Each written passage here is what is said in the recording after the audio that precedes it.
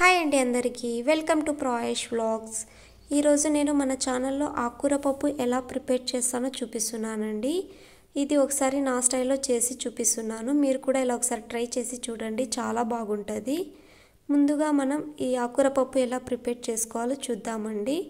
First మనం ఒక bowl తీసుకొని ఇందులో ఒక గ్లాస్ కందిపప్పు యాడ్ చేసుకోవాలి. ఆ కందిపప్పుని మనం ఒక 2 to 3 టైమ్స్ అనేది వాష్ చేసుకోవాలండి. బాగా వాష్ చేసుకున్న తర్వాత ఈ కందిపప్పుని మనం కుక్కర్లో వేసుకోవాలి. అలాగే కొన్ని పచ్చిమిర్చి, అలాగే వెల్లుల్లి, ఆనియన్స్, కొత్తిమీర, టమాటో, కొంచెం చింతపండు కూడా యాడ్ చేసుకోవాలి.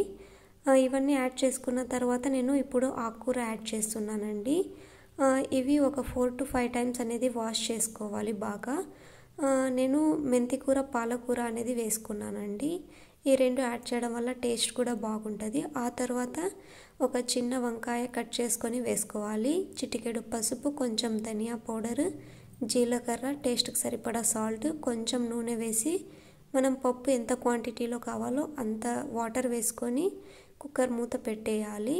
ఇప్పుడు మనం స్టవ్ ఆన్ చేసుకొని ఈ కుక్కర్ని స్టవ్ మీద పెట్టుకోవాలండి. ఇది మనకు ఒక 4 విజిల్స్ వరకు రావాలి.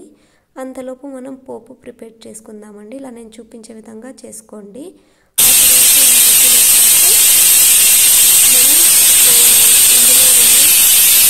ఆ తర్వాత మనం స్టవ్ ఆఫ్ చేసుకొని ఇలా నేను చూపించే విధంగా ఇందులో ఉన్న గ్యాస్ని మొత్తం తీసేయాలండి. ఇప్పుడు మనం కుక్కర్ మూత అనేది తీసేయాలండి. చూడండి ఎంత మెత్తగా బాగా ఉడికింది. ఇప్పుడు మనం ఇందులో ఉన్న వాటర్ని నేను చూపించే విధంగా ఇంకో బౌల్లో షిఫ్ట్ చేసుకోవాలండి. ఈ వాటర్ మొత్తం ఇందులో వేసుకున్న తర్వాత ఇప్పుడు మనకి ఆకుకూర అంతా వెజిటేబుల్స్ ఉన్నాయో అది మనం పప్పుగిత్తితో స్మాష్ చేసుకోవాలండి. ఇలా నేను చూపించే విధంగా బాగా మెత్తగా స్మాష్ చేసుకోండి. ఇందులో నేను ముందుగా తీసి పెట్టుకున్న వాటర్ని యాడ్ చేసుకోవాలి. ఇలా మనకి ఎంత క్వాంటిటీలో కావాలో అంత వాటర్ వేసి యాడ్ చేసుకోవాలండి. ఆ తర్వాత మనం మిగిలిన వాటర్ని నేను తర్వాత వీడియోలో చూపిస్తానండి ఏం చేశానో ఈ వాటర్ని.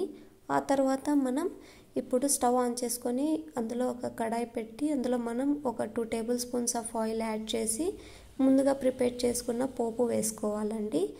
కొంచెం సాల్ట్ వేసి బాగా మగ్గనివ్వాలి. సాల్ట్ వేయడం వల్ల కొంచెం త్వరగా మగ్గుతుందండి. ఇలా నేను చూపించే విధంగా మగ్గించుకోవాలండి. కొంచెం బ్రౌన్ కలర్లో రావాలి. ఆ తర్వాత మనం ముందుగా ప్రిపేర్ చేసుకున్న పప్పునైతే ఇందులో యాడ్ చేసుకోవాలండి. ఆ తర్వాత నేను చూపించే విధంగా ఒక 4 to 5 మినిట్స్ వరకు సిమ్లో మగ్గనివ్వాలి. చూడండి ఎంత బాగా ఉంది. ఒకసారి మీరు కూడా ఇలా ప్రిపేర్ చేసి చూడండి, టేస్ట్ అయితే చాలా బాగుంటుంది. ఇది ఒక వేడివేడి అన్నంలో కానీ ముద్దలో కానీ నెయ్యి వేసుకొని తింటే చాలా బాగుంటుందండి.